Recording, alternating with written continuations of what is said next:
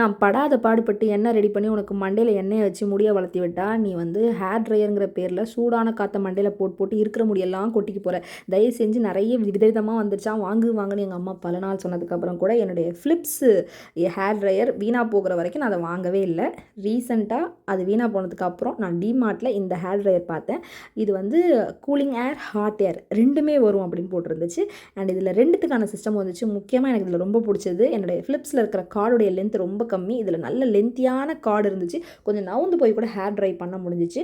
And இந்த system வந்து பார்த்திங்கன்னா கூலிங் ஏர், ஹாட் ஏருக்கும் கூல் ஏருக்கும் நடுவில் ஒரு ஏர், அப்புறம் நல்லா ஹாட் ஏர், அந்த மாதிரி மூணுமே வந்து கீழே உள்ள பட்டன் அட்ஜஸ்ட்மெண்ட்டில் வந்துடும்.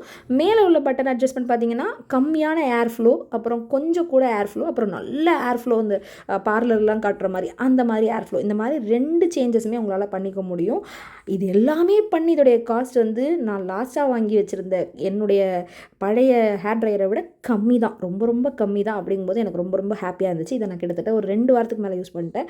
உங்கள் அம்மா வளர்த்தி விட்ட முடி இவ்வளோதான்னு கேட்காதீங்க. நான் மொட்டை அடிச்சதுக்கப்புறம் நான் நிறைய வாட்டி போய் முடியை வெட்டி இவ்வளோ தான் வச்சுருக்கேன். ஆனால் நல்ல லென்த்தியான ஹேர் என் ஹேரு. நான் அதுக்காக தான் ஹேர் ட்ரையர் வாங்கி யூஸ் பண்ண ஆரம்பித்தேன்.